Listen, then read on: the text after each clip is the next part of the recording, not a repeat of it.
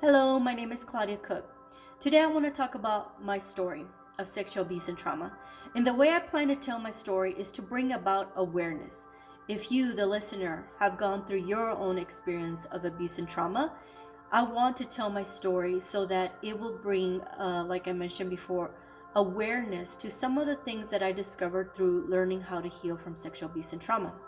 Now, what do I mean? Well, as I tell my story, I'll explain as I go so that you will probably try to see if you can remember certain things, certain subjects around your abuse, certain decisions that you made or were made for you, so that you can break all that down and slowly but surely create the space, or so to speak, the foundation in order to heal from what happened. So let's get started. The first time I remember, or the first time I was abused, I was around 3 or 4 years old, and it was the daughter of the babysitter. The lady who was babysitting at me at the time had a couple kids. One of them was a girl who was older than me, about 6 or 7 years old.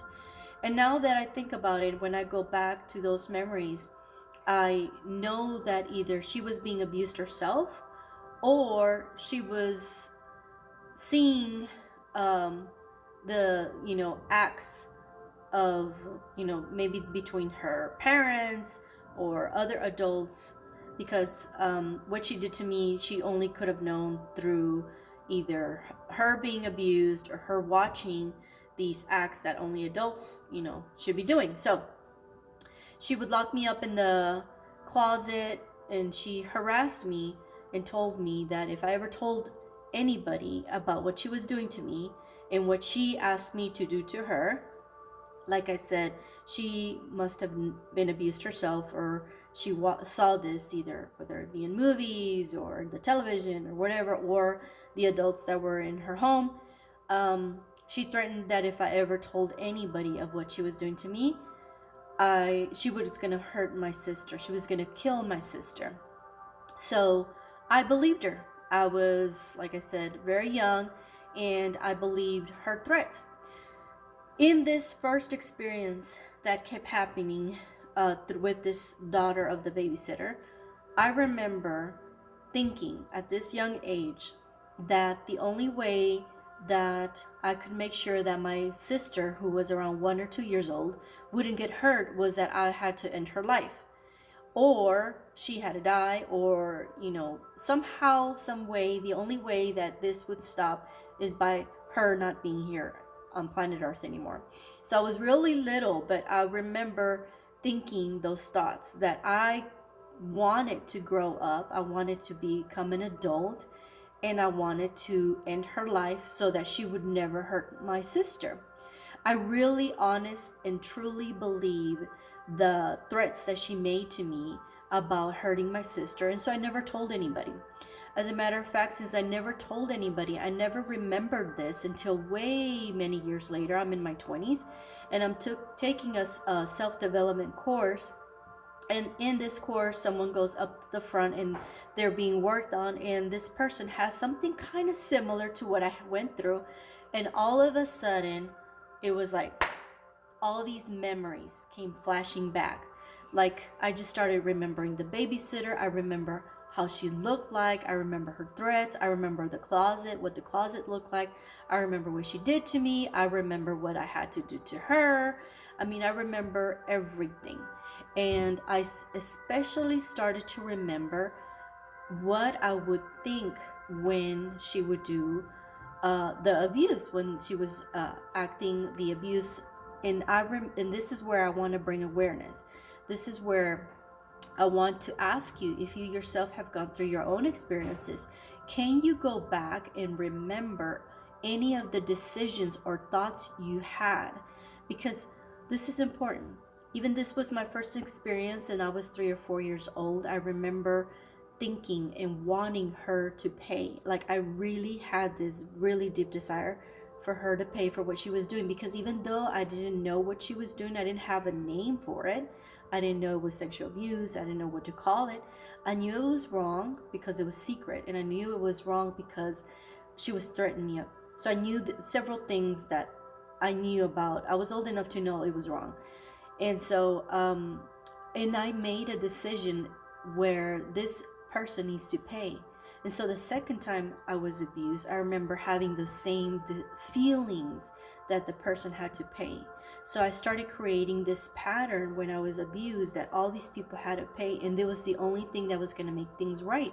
And again, I'm 3 or 4 years old. I can't wait to become an adult to, quote unquote, end her life, and so that she will never hurt my sister, because I honestly believe that she would do it if I ever told anybody, and I never did.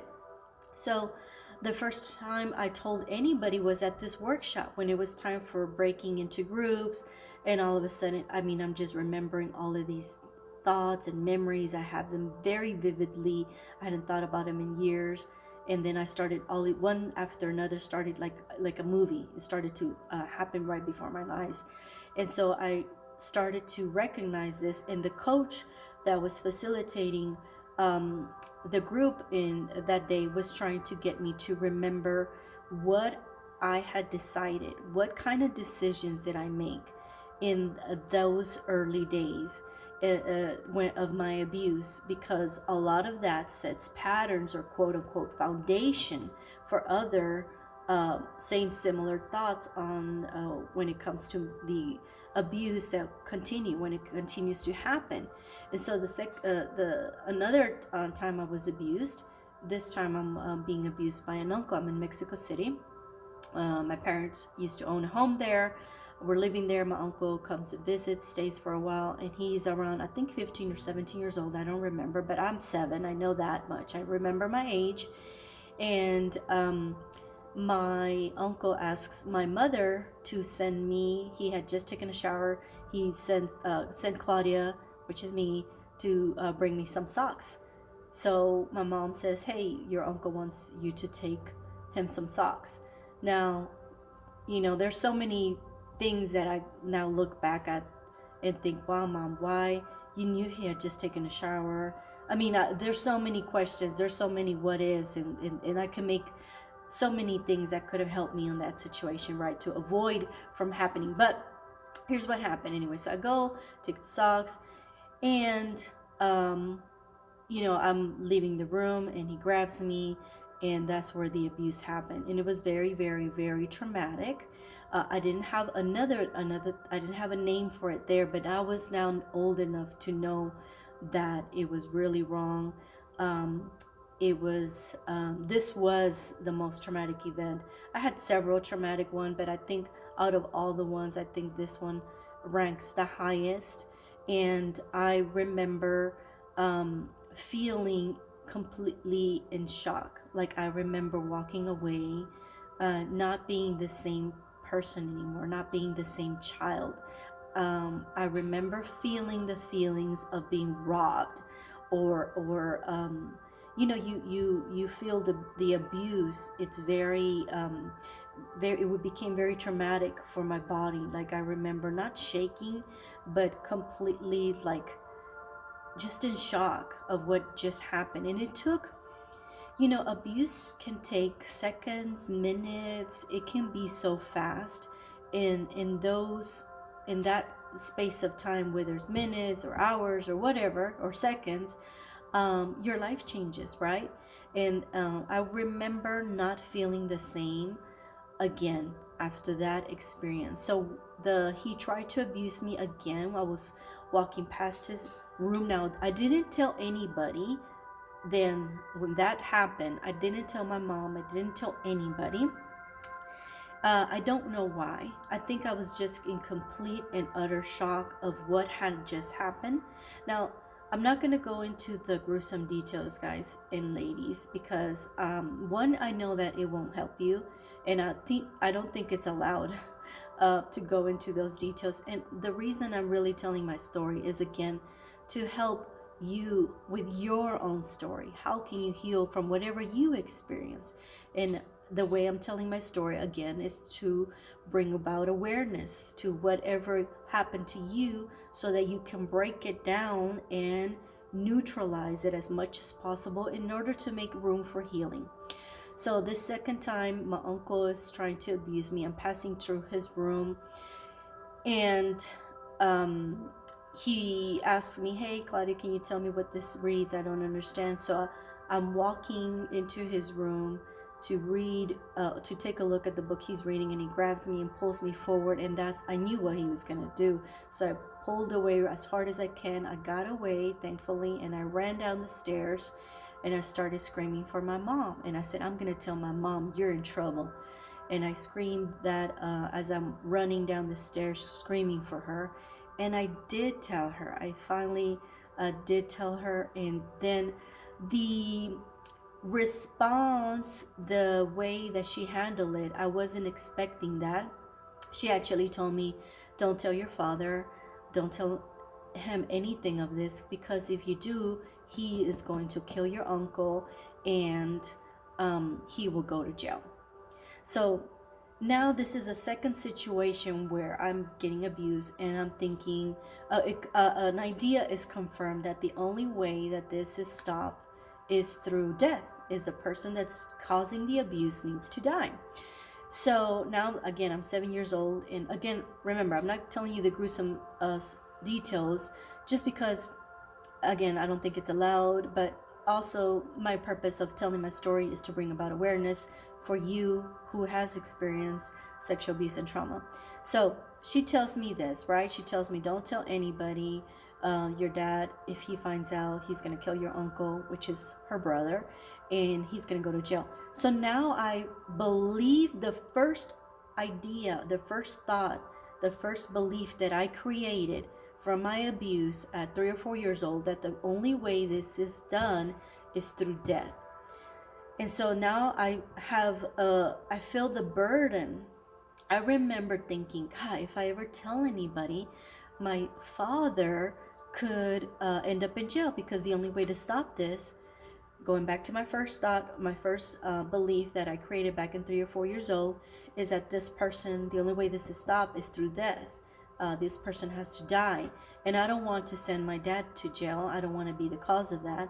So then I started thinking, well, maybe I need to be responsible. I need to take responsibility. So again, another set of events that take place where I'm starting to believe that the only way that this is going to be end or justified, or there's going to be, any justice to what happened to me or whatever, is through that person that's causing the abuse to die. And I started thinking again that I need to grow up and quote unquote end this. This is the only way that is going to end. And I remember also thinking a little bit after my abuse, how alone I felt, because I thought, well, if I cannot get my mom to help me, if she cannot do anything about it, then there's no one who can help me. And I remember thinking and feeling so alone and desperate, and also a certain type of burden. I started to think that this was happening because I was a girl.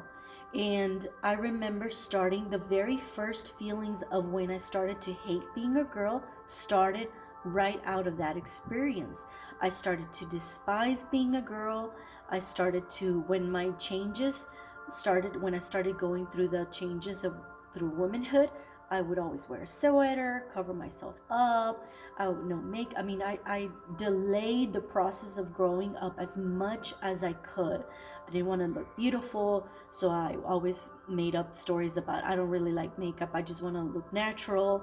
And as soon as I had a job and I started earning money, I would go to the boys section to buy boy clothes. I was 15, so I would buy boys of teenagers, 15 and 16 years old, boy clothes, and I would just look as unattractive as I could, because I thought if I could just not look like I'm gonna attract someone's attention, maybe this will keep me safe.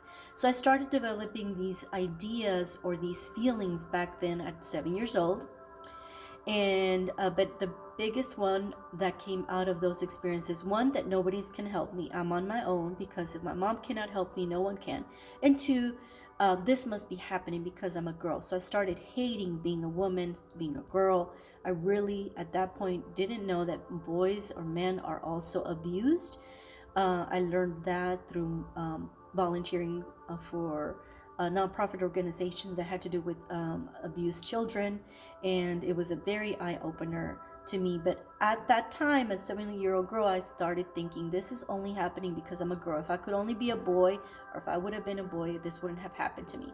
So a lie I told myself. So are there any lies that you told yourself that you discovered later, that you, now that your years has passed, or months has passed, or time has passed, and you realize that you told yourself a certain lie? Can you go back and think of that lie that it's hurting you? Because once I discovered it had nothing to do with me being a girl, I still carry the feelings that I had been carrying for so many years of self-hate. And I remember when I went to this other workshop, I've gone through so many, but this one workshop, when the subject were about self-love came to play, I was so upset, thinking, what a waste of time. Of course I love myself. Of course I'm of course I was suicidal at one point, but I never did it. So that must mean I love myself, right? Lo and behold, as the workshop goes through and we uncover feelings and just dig deep about history and all that stuff, I knew that it was all a lie. I was hating myself. So again, my story is to bring awareness to your own story. So are there any stories that you can think back on that you lied to yourself about? Or any, not just necessarily stories, but any lies that you've told yourself that this must be why it happened to me. Like me, I told myself it must be because I'm a girl. And so I started out of that hating being a girl, hating myself, it's just, I hated everything about womanhood. And so, because I thought it was the cause of my abuse. So I also was abused by, during that time, that happened, I was also being abused by a member of the church I grew up in. This was very hard on me because I remember, when you start digging deep, I don't know if it happens to everybody, but it did to me. I started to remember many memories, and there's stuff that I don't remember. I'll go into that in a minute. But with the abuse that was happening with the member of the church that I grew up in, I remember thinking, you know what? Everybody is the same. No matter if they're going to church or they're not, if it's a family member, if it's the daughter, if it's another girl, because my first abuse was another girl. If it's another girl, a child, everybody abuses. So I remember thinking that I will never marry because that's what men do. They abuse. Everybody abuses. Girls abuse, children abuse, except nobody, so I now know the acts that are acted upon are what they're called, sexual acts, right? Because the one that happened with my uncle was very clearly that was going on. And so I knew by now I was old enough to know certain things about abuse. But now with the abuse that happened with the member of the church that I grew up in, I confirmed in my head that, all man abuse, even if this person who we go to church with and I should trust is abusing me, then all of this, it's just all man abuse. So I decided I would never marry. And that played a big role because I never dated. I didn't date until I met the man that I'm married to now.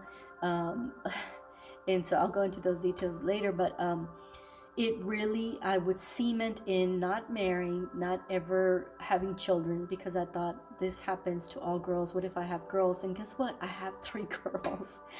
Life will teach you lessons it's just in the weirdest ways. And I'm going to go into that also in a little bit. But so a decision that I made when I was abused by this member of the church was that all men are alike. They all abuse, blah, blah, blah. And so I didn't want to get married, didn't want to have kids. And for the longest time, people, when they would tell me, you're going to grow up and get married, I would get mad. I would cry. I was seriously, people who know me growing up know how vivid I would get when those subjects would come up and they were bringing it up to me. So I was also abused by my boss. So I'm just going to skip through a lot of the abuse in between. I'm just going to try to make this story where it's concise to bringing about awareness, like I mentioned before. I was also abused by a member of, my boss, who got me drunk, and I was is horrible, right? This one, I mean, it was very bad. I remember certain details where I don't know how things happen, but at this point, I remember thinking to expect abuse, and it would happen. So in between this event, the landlord, I was, I guess, 10 or 12 years old. This is before my boss. Around 10 or 12 years old, and my landlord, the landlord of the duplex or apartment we lived in, also was abusive. And now that experience, I know something happened, I just don't remember what. It's blocked. Like, I remember another incident also happening where I know I was abused by my uncle, again, the same uncle as before. I just don't remember what happened. Like, I just know that something happened. I try really hard to remember, but I don't. But at this point, when you are healed, or at least for me, I don't need to know anymore. I'm okay not knowing. I just know that something did happen, and there was a sexual abuse that happened, but my mind erased it, and it's okay. But fast forward, I was abused by my landlord, and I thought that one time I would say, because I had these feelings of desire of confronting him. I remember thinking that I would confront him the next time I saw him. Fast forward, now I'm in my 20s, and I see him at the store, and I see him with his wife, and I am with my aunt and uncle, who I love dearly, who raised me like their own. And I see him, and I remember thinking, this is your chance. This is your chance that you said you would do, to confront this man. And maybe you remember what he did to you, out of just confronting him. And so I told myself, this is your chance, go. And I remember trying so hard to take a step, and I froze. I would not move. And I remember my brain talking to my, it's as if my brain was talking to my body, screaming, move, this is your chance, what are you doing? I remember those thoughts. And but I was frozen. I couldn't move. Even someone could have put a gun to my head, and I wouldn't have not moved, because I tried so hard, but I didn't move. And that's where I started learning how much muscle memory we have when it comes to our abuse and trauma. And I'll make more videos on that, because I discovered some amazing things that surprisingly we don't know, but when we learn about it, it all makes sense, especially for people who have gone through abuse, and when you're trying to take the action that you need to take, or you think you want to take, or need to take, but your body will not follow your mind's directions, right? So anyway, I was abused by several people now. The landlord, that happened a couple times. I just don't remember what. I just know that it happened. And then again with my uncle, he is now living with us again. I'm now a teenager, and he's obviously an older man. Older, 13, 14 years old, and I know something happened. I just can't remember. I blocked it all out. And then I'm in my early 20s. My boss also abused me, got me drunk, and at this point I was very numb to the abuse, and I think that's what started happening, and that's probably why I don't remember a lot of what happened in between. I just know events happening at different places with different people, but I don't remember the exact details, because I remember when it happened with my boss. I remember not caring anymore. I didn't care. like at all. I didn't care what would happen next. I mean, I was done. I was done with this subject, and I was just almost as I was expecting it. Like when I would see men, I would think of them seeing me in return as only um, for their pleasure or for them to take advantage of me. And I did have in situations where they were very, very close to being where I was almost being abused and it just didn't happen. But it was almost like I was just didn't care about it. Like it didn't matter anymore because it was just something I quote unquote taught myself to expect. If I could just not feel it, I probably won't be a big deal for me anymore. That's what I told myself. Another lie that didn't serve me. That again, any lies, what can you remember? What can you think back on any of your experiences that you went through? What did you think of the abuse? What did you think of the abuser? For example, I started thinking, you remember me when I was thinking that the only way that this stuff would end was that the abuser would die.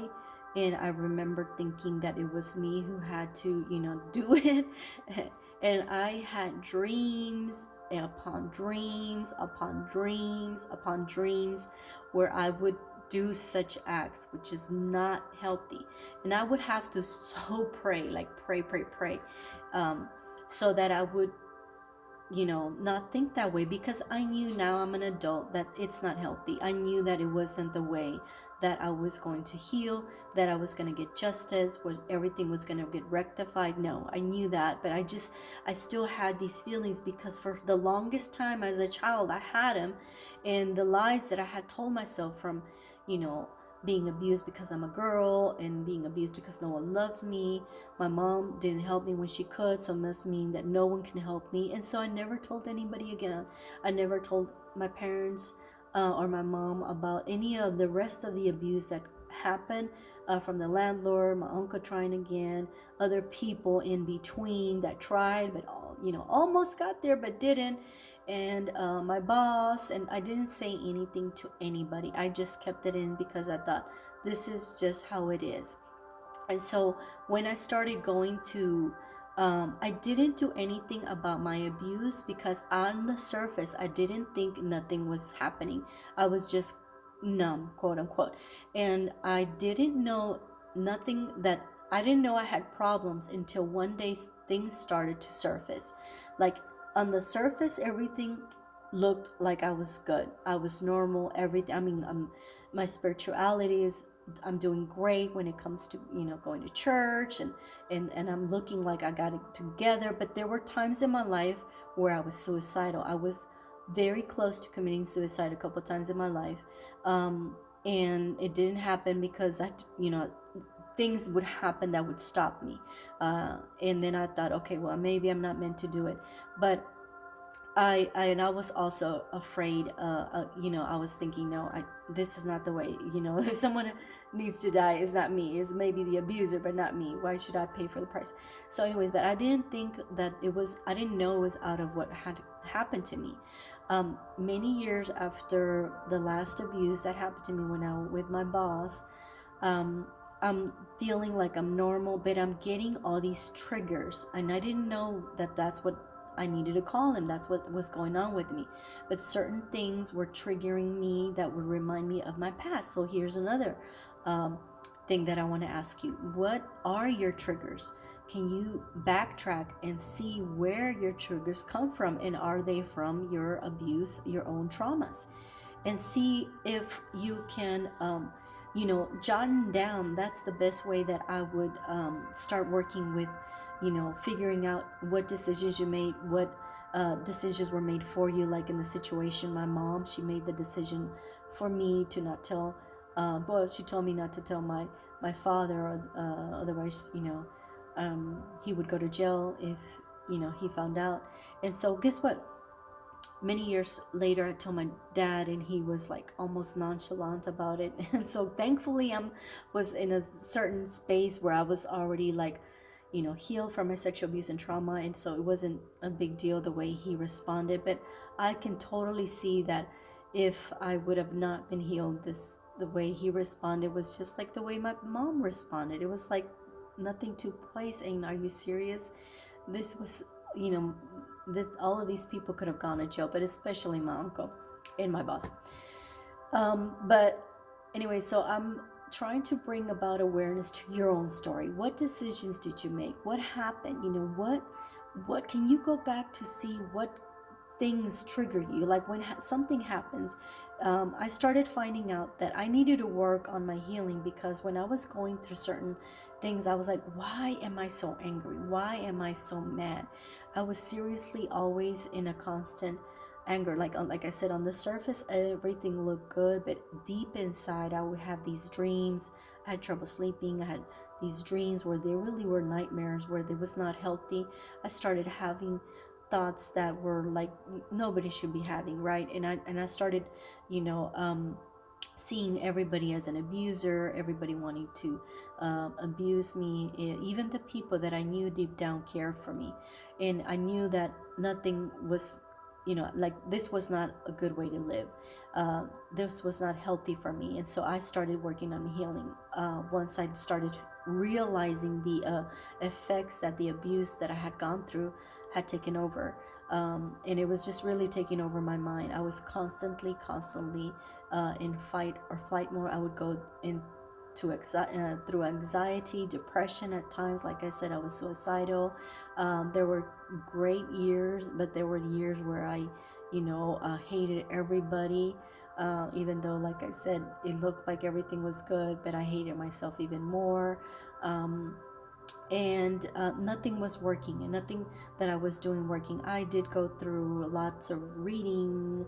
I did some therapy, counseling. I did self-development workshops. All of them helped me. Like everything I got out, I got so much out of everything. Everything gave me some relief, some help in some way. But the one that helped me out the most was this one workshop where it had to do with money. So sometimes your healing will come from the most unexpected places. Now I wanted to keep this video around 30 minutes, so I'm already a little bit over.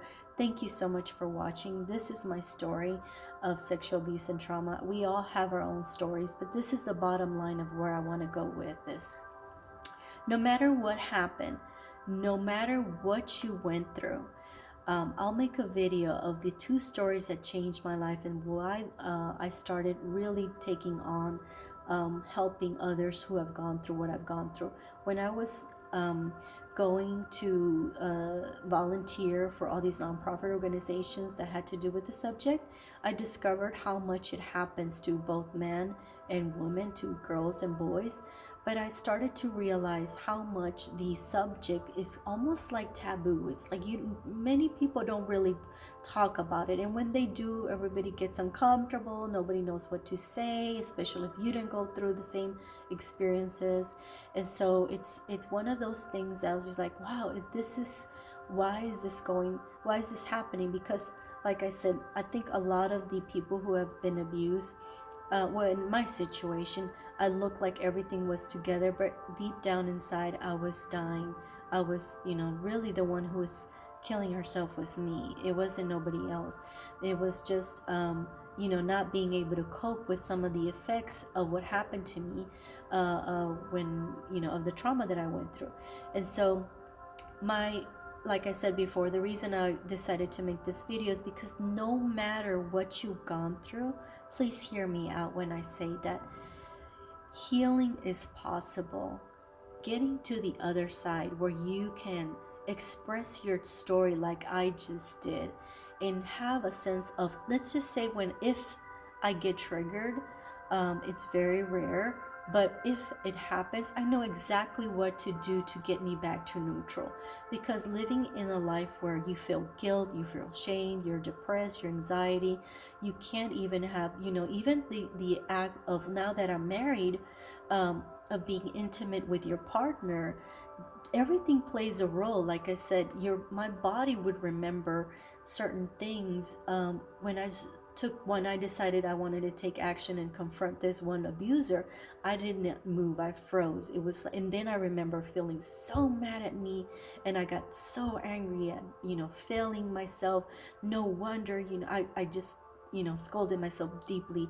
No wonder your mother didn't help you. You didn't even help yourself. I mean, I had all this talk for about weeks because I didn't do anything about, like I didn't do what I said I was going to do. But you can heal from sexual abuse and trauma. It is possible no matter what you've gone through, because our brain has the capacity to rewire itself.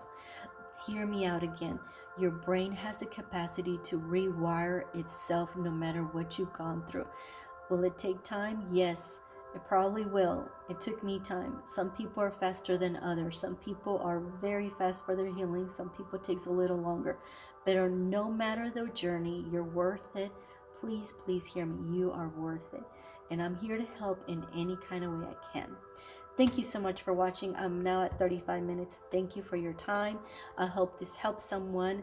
Let me know if there's anything that came out of me telling my story for you, any awareness, anything you remember. Start journaling, start writing, and see if puzzles start to come into play. Anything that will help you to create the foundation for your healing. Have a great day. Thank you again for watching.